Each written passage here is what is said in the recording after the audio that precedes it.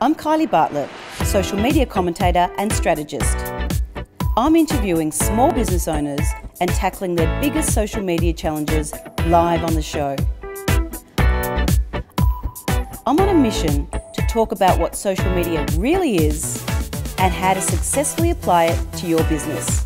It's SME for SME, social media education for small, medium enterprises. Hi everyone.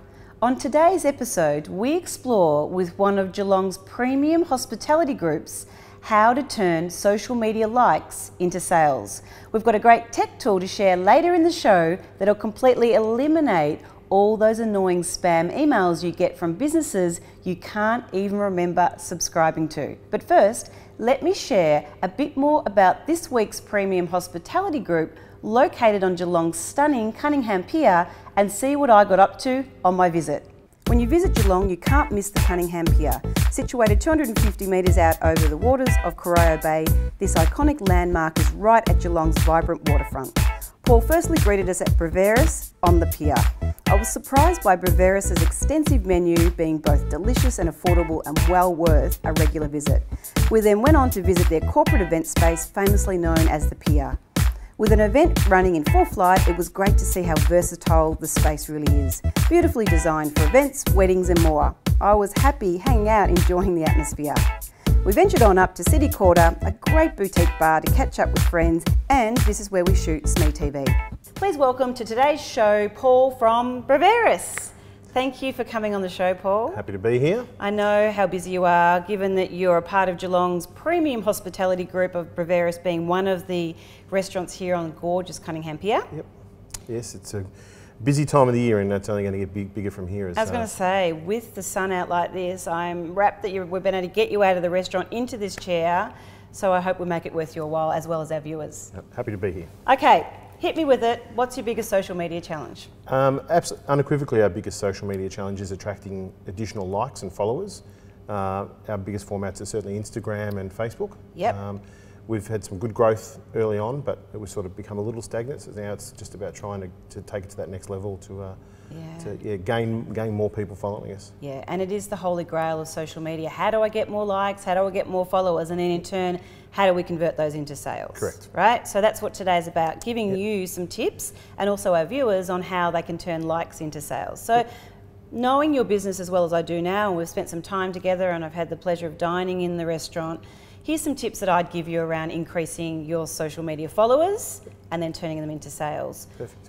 I'd go through any of your offline collateral. So any opportunities offline to drive people online. So for example, in your menu, you could have a nice little cheeky, hey, don't forget to take a photo and use this hashtag if you like this dish or you've enjoyed this bottle of wine. Another one I noticed when I went into your loos is there's, girls were sitting on the loo for a while. You could have a nice little cheeky, don't forget to like us on Facebook or follow us on Instagram in the toilets as well. And of course, being located on Geelong's stunning Cunningham Pier, I noticed when I was here a couple of days ago how many tourists were pulling up out the front, getting out and taking their happy snaps.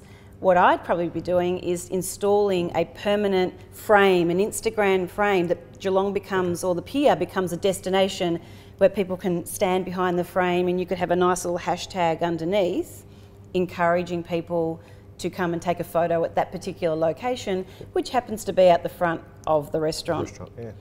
What also I noticed when I was in the other day is when people are coming up to the counter, I'd be training up your staff to go, hey, are you following us on Facebook or are you following us on Instagram? And if you check in, you get that glass of wine on us for free, or having some way of encouraging people to check in, take photos. Have you tried any competitions or things like that? We tried a couple of smaller competitions based around one of your true loves, the French bubbles, and got a really good feedback on those. Yeah. Interestingly, still trying to work on the return of those. Yes. Even in some of our other venues, we've run them where people get really excited, we get really good following, but then actually getting them into the venue to actually collect their prize sometimes is still a bit of a challenge. Yeah.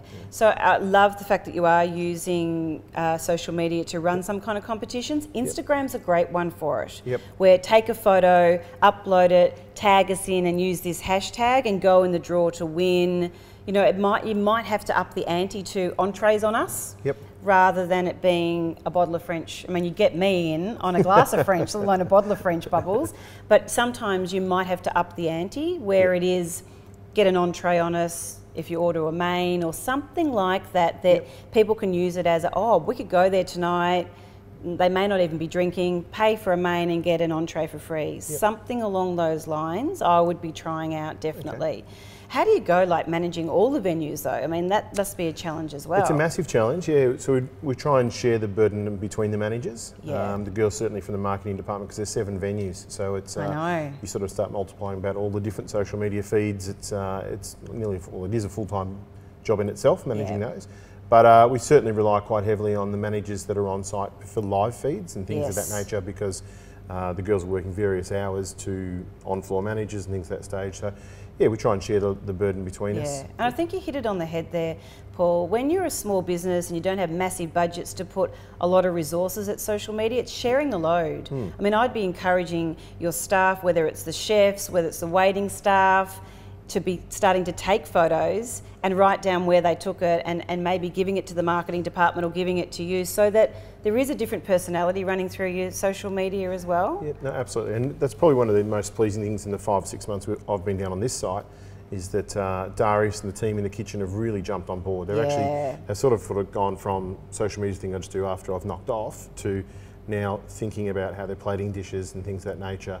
And following the right people too. It's been really interesting for us having, you know, even though we're based in Geelong on the end of Cunningham Pier, a lot of our weekend diners are from Melbourne. Yes, absolutely. So when we're doing our hashtagging and things like that, we're looking at and tagging in other venues that we know are following, and it's a nice reciprocal way of trying to grow it. You really are starting to grow it, Paul. I mean, I've been watching you for a while, being a Geelong girl and dining here frequently, and since you've taken over the venue, you've noticed that there has been a spike in it.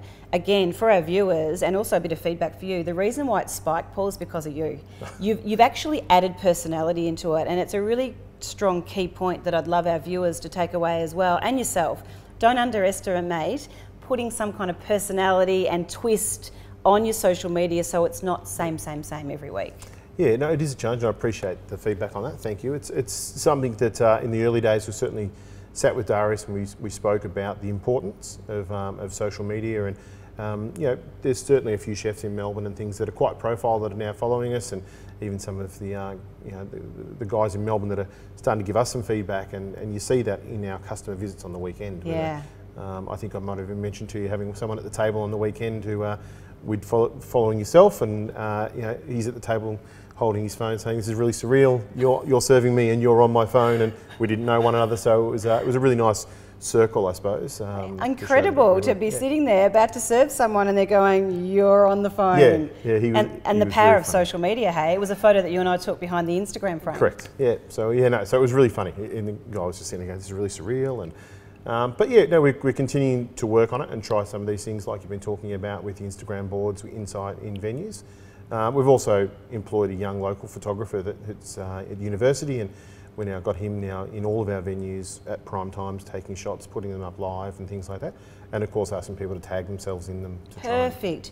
Another bit of feedback I'd love to give you around professional photos absolutely are integral to social, and over the last couple of episodes that we've been filming, that's come absolutely through strong, that people are wanting to see beautiful pictures. But here's the thing about Bravera's. For a very long time, it had a reputation as fine dining. Yep. And it was all like, it was where you would go for a special occasion, whether that be a birthday or some kind of engagement or anniversary.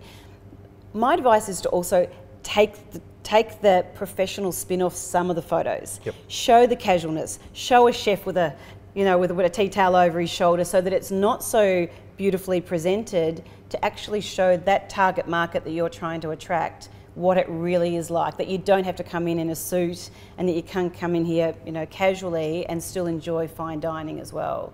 And we can sometimes get carried away, I reckon, with having too many great photos and not having the nearly like the funny ones or the spoofs or the mucking around. Yeah, there's certainly got to be a mix, and I agree totally with what you're saying. Is, you know, we've had discussions about that, it not being too gourmet travel, for want of a word. Yes. And the photos being too perfect and things like that. We're trying to now incorporate a bit more of the people that are dining, you know, and more about the experience, because I don't believe that we're a restaurant, as per se, we're in the experience game. You know, people come and coming to us for a whole experience, whether it be wine, food related, and it's a social thing too.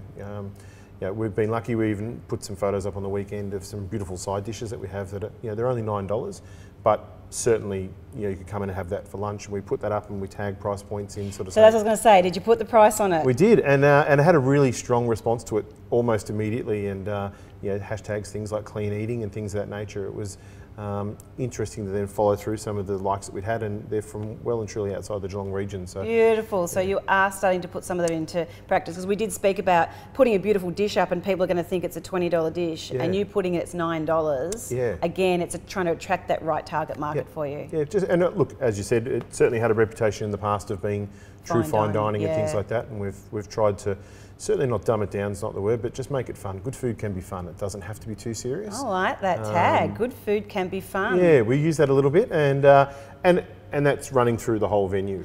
Now hang on, here I've just thought of something. Imagine if you started creating a hashtag, good food can be fun, and you own that hashtag. See, what you want to do is use hashtags that other people are using so that you become part of the newsfeed, but it's about creating a hashtag that you own. And I think good food can be fun could be Breveris's hashtag. Mine is Life's Better with Bubbles. Yes. And yours could be that. Yeah, maybe that's something we'll have to work on. Bonus point.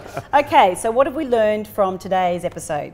Our top takeaway tips for this week are: number 1, look for clever ways you can use offline opportunities to take people online. For example, some signage, hashtag suggestions on menus and things like that. Number 2, competitions and promotions do turn into sales. People love to grab themselves a bargain. So by offering them a free glass of wine when they check in, gets you 2 bangs for your buck. You get a new customer engaged with your brand, but also you get a sale from them purchasing a meal. Number 3 is show off your biggest assets. If there is something iconic about your business, point it out and encourage the public to talk about it. So in Breveris's case, they're located on Geelong's stunning Cunningham Pier. So they could create a permanent, attractive hashtag and a frame where people could start to take their snaps from. Paul, thank you so much for taking time out. I know how busy it is over lunch today, and for you to be on the show, I really, really appreciate it. It's been an absolute pleasure. Pleasure's ours, and it's great to be working with you and your team too. Thank you very much. Okay, now for today's tech tool. Today's tech tool is a tool called Unroll. Are you drowning in unwanted email subscriptions? Not anymore. Enter Unroll. Unroll identifies your subscription emails and neatly lists them for you. Unroll then gives you the option to unsubscribe from junk emails right off the bat. One click and they're gone. Done. Now that your inbox is junk-free, you can easily combine your favourite subscriptions into a beautiful daily digest email called Roll-Up. Roll-Up lets you choose what gets rolled up and when you receive your roll-ups. Like to browse email with your morning coffee? You can get all your newsletters and social media notifications at 7 AM each day. It's up to you. Give Unroll a try and be sure to let us know what you think. Okay, that's it for another week of SME TV. We hope that you found some great tips from that episode with Paul. If you'd like to keep the conversation going, head on over to our Facebook page and drop us a line and let us know how you're going about implementing some of these new tips. First of all, I would like to say thank you very much to our sponsors, and in particular the Geelong Chamber of Commerce. And secondly, on behalf of myself and my incredible partners from The Object, we want to say thank you very much for tuning in and watching our show. So until next week, may your social media news be great news. See you later.